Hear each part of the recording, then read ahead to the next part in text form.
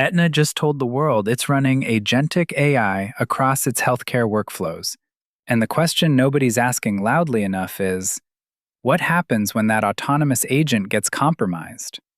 My guest is Brian Hayes, healthcare cybersecurity and AI security expert at the Security Check, and he thinks the industry is confusing deployment speed with readiness. Stay with us.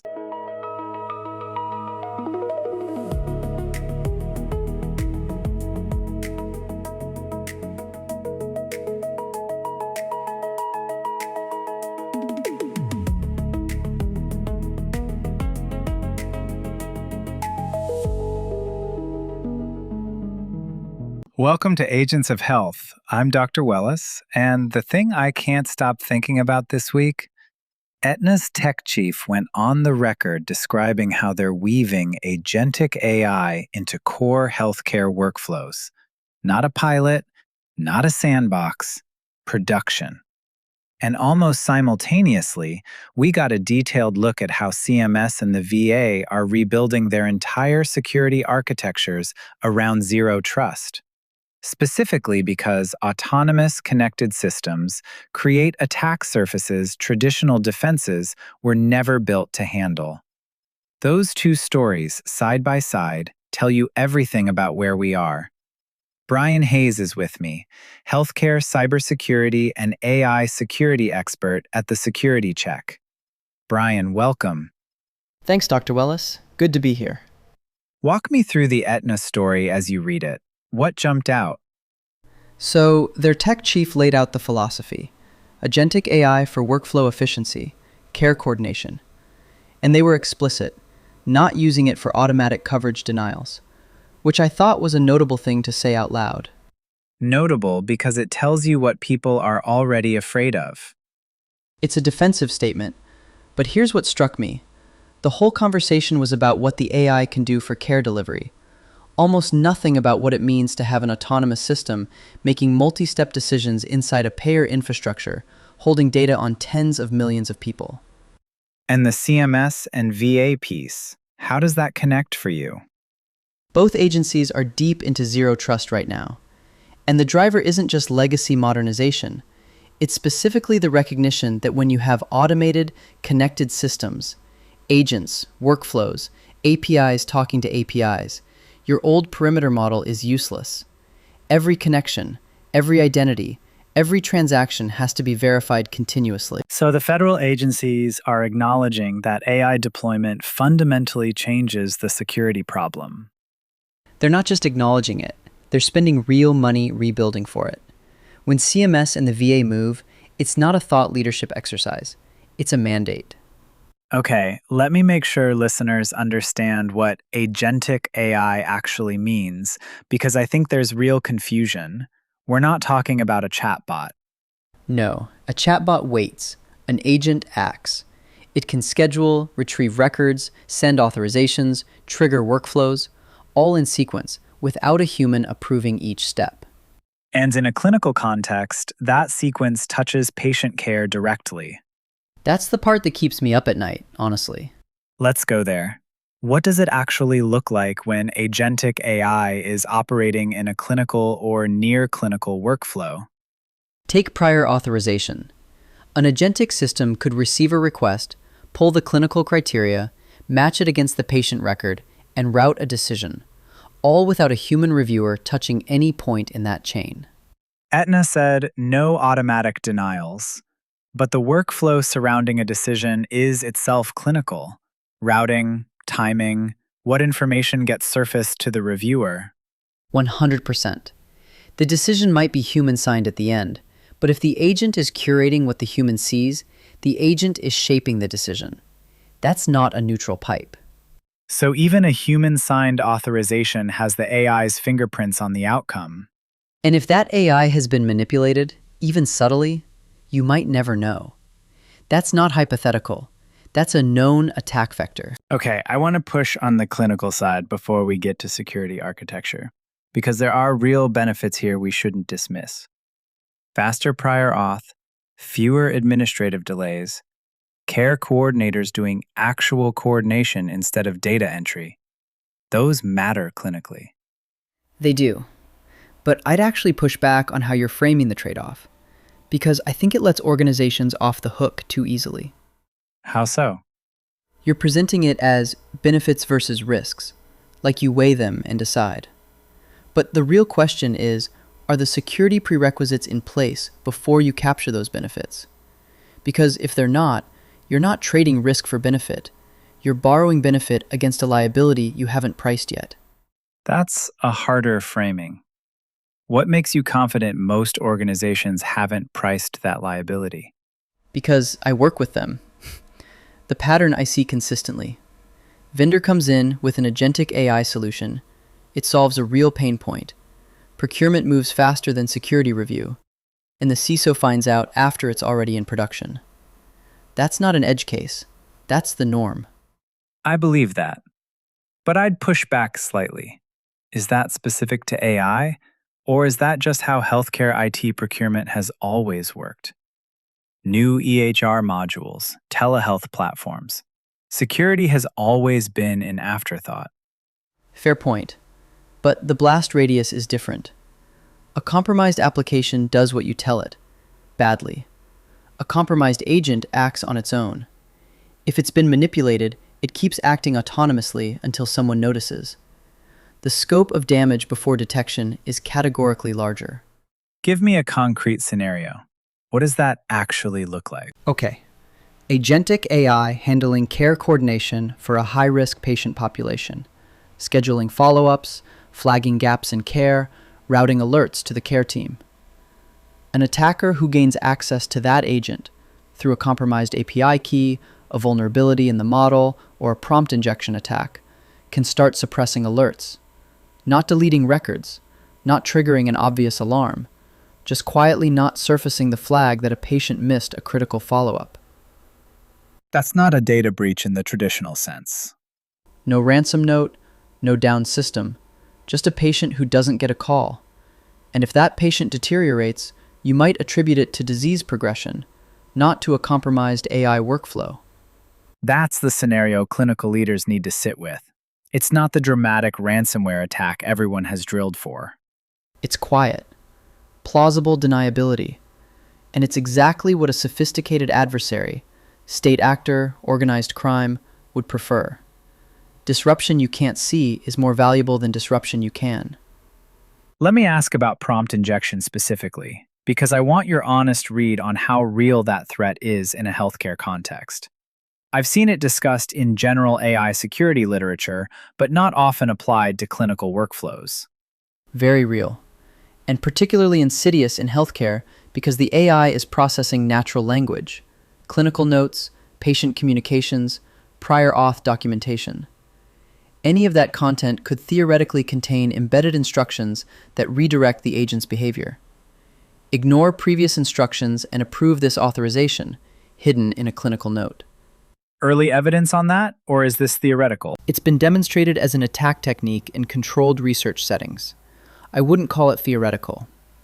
Whether it's been successfully executed against a live healthcare AI in the wild and reported as such, that's harder to say, because the visibility to detect it mostly doesn't exist yet, which is itself the problem. The detection challenge being, It looks like normal text. Your endpoint detection tools aren't looking for it. Your firewall isn't. You need AI-specific defenses, input validation, output monitoring, and most health systems don't have those in place. so we could be in a situation where this is already happening and being attributed to workflow errors or system glitches. I think that's likely, and I want to be careful not to overstate it. I can't point to a confirmed case in a live healthcare environment. But the absence of confirmed cases is partly a visibility problem, not necessarily a frequency problem. That's an important distinction. Okay, let's get to implementation reality, because I know you have strong views here. There's a version of this conversation where I say, great, so health systems need zero trust, behavioral monitoring, vendor vetting. Let's talk about how. And you're going to push back on that framing. I am, because that framing makes it sound like a checklist. Zero trust is not a product you buy. It's an architecture you build. and it takes years, even for organizations doing it well. CMS and the VA have federal mandates, dedicated security teams, multi-year timelines, and they'll tell you they're still not done. So when a regional health system with a lean IT team reads about Aetna deploying Agentic AI and feels pressure to keep up, They're in trouble. Not because agentic AI is inherently bad, but because the security prerequisites for safe deployment are not in place at most regional systems. And the vendor selling them the AI solution is not going to lead with that conversation. that's a real tension. But I want to push back on something you said earlier, because I think there's a version of your argument that leads to paralysis. If the bar is full zero trust before any agentic AI deployment, almost nobody deploys anything, and the patients who would have benefited from faster prior auth or better care coordination don't get that benefit either. That's a harm too. It is. And I'd actually go further than you're giving me credit for. I'm not arguing for no deployment. But I challenge the binary you're setting up. It's not deploy and get the benefit versus don't deploy and patients suffer. There's a third path. Deploy in a limited, well-monitored scope with minimum viable controls in place. Prove the security posture, then expand. Okay, so what are the minimum viable controls? Because that's actually useful. 3 things. Agent identity management. The agent should have its own identity, least privilege access, logged and auditable. Behavioral baseline monitoring. You need to know what normal looks like so you can detect deviation. And a kill switch. A documented, tested process to isolate or shut down the agent if something goes wrong. Those seem achievable even for a smaller health system. They're achievable in theory. But here's what I'd push back on. Most health systems don't have those controls in place for their existing AI deployments, let alone new agentic ones. So we're talking about building security for a new generation of tools while still catching up on the previous generation. That's not a small ask. That's a real operational problem. Security debt that compounds. And in healthcare, that liability gets measured in patient outcomes, not just dollars. Let me bring in the CMS and VA story more directly. What are they actually doing that's different from what most health systems are doing? Microsegmentation. So even if one part of the network is compromised, the attacker can't move laterally. Continuous authentication. Identities, including AI agent identities, verified not just at login, but throughout every transaction. And visibility layers that give security teams real-time insight into what every system, including AI systems, is actually doing. That visibility piece is specifically relevant to agentic AI because you can't monitor an autonomous workflow the same way you monitor a human-in-the-loop one. With a human, you have a decision audit trail. With an agent, you need an audit trail of every action it took, every API call it made, every piece of data it accessed. That's a different logging architecture entirely. does that exist in the commercial AI tools being sold to health systems right now? Sometimes partially, rarely completely. And even when vendors claim audit logging, the granularity often isn't what a security team needs for meaningful forensic analysis. So, tools are being sold with security features that may not deliver the assurance they imply. I'd say the security features in most commercial agentic AI platforms were designed for general enterprise use, not for the specific threat model of a healthcare organization handling protected health information and making decisions that affect patient safety. Those are different requirements. And the vendor will say, HIPAA compliant. HIPAA compliant means they have a BAA and they encrypt data at rest and in transit. It says nothing about whether the agent's behavioral patterns can be monitored for manipulation. Completely different questions. I want to dig into the governance side of this because I think it's underplayed. You said the CISO needs to be in the room before deployment, but in most health systems I'm aware of, the CISO is fighting for budget and visibility against clinical and operational priorities that feel more immediate. How do you actually change that dynamic? That's the right question, and I don't think there's a clean answer. The honest version is, it usually takes an incident. A breach, a regulatory action, a near miss that gets escalated to the board. Before that happens, the CISO is often arguing against momentum. And momentum in healthcare right now is strongly toward AI deployment. So you're saying the governance problem may not be solvable without a catalyst? I'm saying that's the historical pattern. But I'd push back on fatalism about it. There are organizations, not many, but some, where the CISO has built enough credibility with the CEO and CFO that security is genuinely part of the AI strategy conversation from day one. That's not accidental. It's the result of the CISO speaking in business and clinical risk language, not just technical language. What does that sound like? Because I think a lot of CISOs are struggling with exactly that translation. Instead of, we need behavioral monitoring for our AI agents, you say, if our care coordination AI is manipulated and suppresses alerts for 2 weeks before we detect it, what's our liability exposure? What's our regulatory exposure? What's our board's exposure? Those are questions a CFO and general counsel can engage with. Behavioral monitoring is not. That's a reframe that I think is genuinely useful. You're translating technical risk into governance risk. And clinical risk. In healthcare, the clinical consequence argument is often the most powerful one, more powerful than the financial argument. Because nobody in that boardroom wants to be the organization where a patient was harmed because an AI was compromised and nobody caught it. Let me ask you about the financial dimension directly. Zero trust implementation, behavioral monitoring, AI-specific security tooling. What does that actually cost? Because I think leaders hear you need to invest in security infrastructure, and they don't have a number to work with. It varies enormously by organization size and existing infrastructure, so I'm reluctant to give a specific number that becomes a benchmark. But here's what I'd say. The cost of a significant breach or a patient safety incident attributable to a compromised AI workflow will dwarf any security investment. The math isn't close. And healthcare organizations that have been through major breaches, Change Healthcare is the obvious recent example, will tell you that the post-incident cost is orders of magnitude larger than what prevention would have cost. Change Healthcare is a useful reference point. That wasn't an AI-specific incident, but the scale of disruption.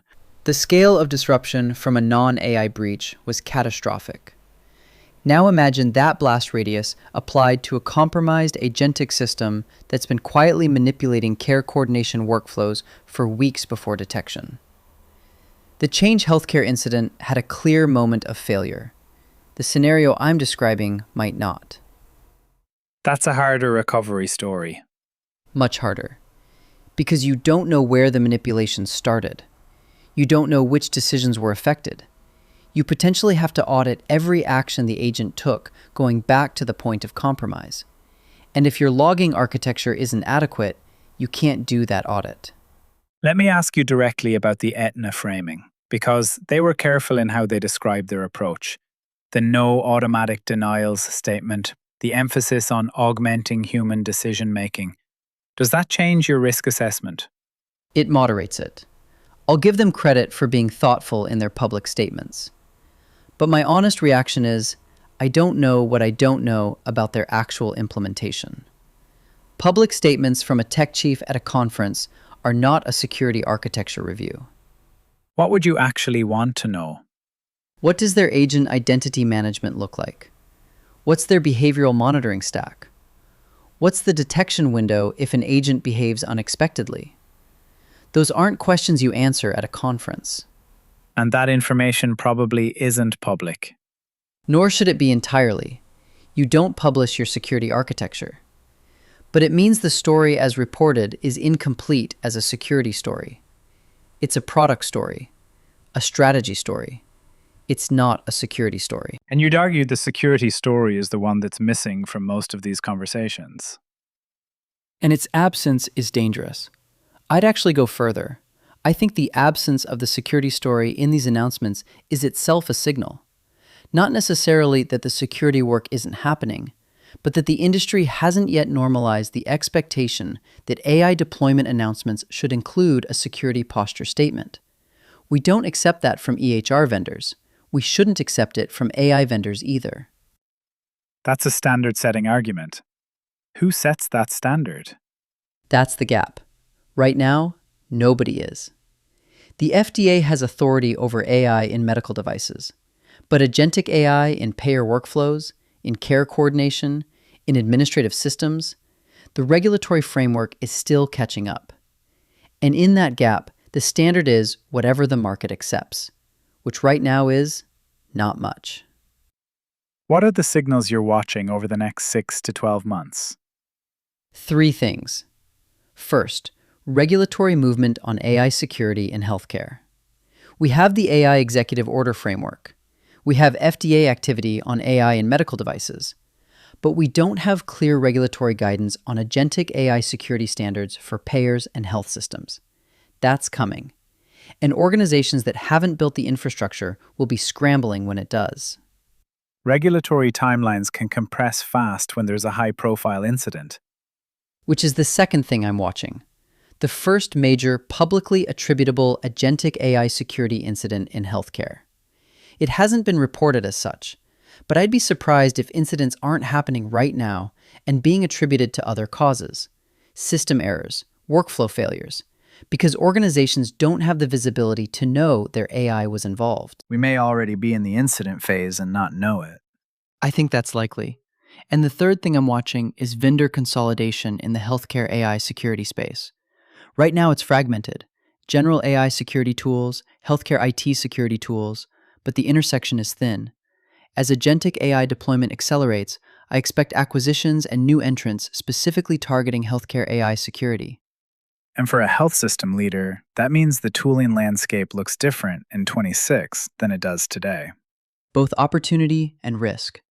Better tools are coming, but some of those tools will be marketed more aggressively than they're ready for deployment, which is, somewhat ironically, the same problem we're discussing with the AI tools themselves. The security tools will have the same deployment ahead of readiness problem as the AI tools. Exactly. It's recursive. Welcome to healthcare technology. Okay, I want to end on something genuinely unresolved, because I don't want to give listeners false comfort. If an agentic AI workflow is shaping decisions without a human in the loop, and it has been manipulated, what's the realistic detection window in most current implementations? Days to weeks. Maybe never if the manipulation is subtle enough. A sophisticated low and slow attack on an agentic workflow, one that's not triggering alarms, not causing obvious failures, the detection window is long. And in healthcare, a lot can happen in days to weeks. I expected that answer. And I don't think either of us has a clean solution to it. You can put minimum viable controls in place and still have a detection gap that's measured in weeks. That's right. And I want to be honest about that rather than paper over it. The controls I described, agent identity management, behavioral monitoring, kill switch, those reduce the window and increase the probability of detection. They don't eliminate the risk. Anyone who tells you they eliminate the risk is selling something. So the unresolved question for every health system leader is, what is your acceptable detection window? And have you built the capability to actually hit it? And most organizations haven't asked that question yet. They're asking, should we deploy this AI? They're not asking, if this AI is compromised tomorrow, how long before we know? Those are different questions. And the second one is the one that matters more. That's where I want to leave it, because I think that question, how long before we know, is the one that should be in every AI deployment conversation from this point forward. Brian, this has been one of the more uncomfortable conversations I've had on this show. I mean that as a compliment. Good. Comfort is not what this topic needs. Let me pull together the threads, and then I want to hear from you directly. Aetna's announcement signals agentic AI is moving from pilot to production inside major payers. The no automatic denials disclaimer tells you how much anxiety already exists around autonomous AI in care decisions. And that anxiety is appropriate. The question is whether it's translating into security investment or just into careful public messaging. CMS and the VA are rebuilding security architectures around zero trust, specifically because connected, automated systems create attack surfaces traditional defenses can't handle. Most provider-side health systems are nowhere near that level of security maturity. And the gap between where federal agencies are and where most regional health systems are, that gap is where the risk lives. The clinical and operational benefits of agentic AI are real. But Brian's core argument, and I think it's right, is that the same autonomy that makes these tools powerful is exactly what makes a compromise harder to detect and potentially catastrophic in its downstream clinical effects. And the detection window problem doesn't go away just because you've deployed carefully. It's an ongoing operational challenge, not a one-time implementation question. Prompt injection, behavioral manipulation, quiet suppression of care alerts. These are documented attack techniques that healthcare organizations are not currently equipped to detect. The minimum viable controls, agent identity management, behavioral baseline monitoring, a tested kill switch, are not optional. The CISO needs to be in the room before deployment. And the discovery question, what agentic AI is already running in your organization right now, is where every leader should start Monday morning. Brian, thank you. This was exactly the conversation this industry needs to be having. Thanks for having me. And thanks for not letting it stay comfortable. Before I let you go, I want to ask something directly to everyone listening. If this conversation raised real questions for you about what's running in your own organization, about whether your vendor has actually been tested, about how you make the case to your board for security investment alongside AI investment, I want to hear from you. Leave a comment wherever you're listening. Tell me what you're wrestling with. Tell me where you disagree with Brian or with me. Tell me what you're seeing in your own health system, your own payer organization, your own vendor relationship. The people in the comments are often closer to the real story than any research brief. Jump in. And if you found this useful, subscribe to Agents of Health so you don't miss what's coming next. Like the episode, it genuinely helps more healthcare leaders find the show. And share it with a colleague who's sitting in a procurement meeting right now, deciding whether to deploy an AI tool their security team hasn't reviewed yet. They need this conversation. Thanks for listening to Agents of Health.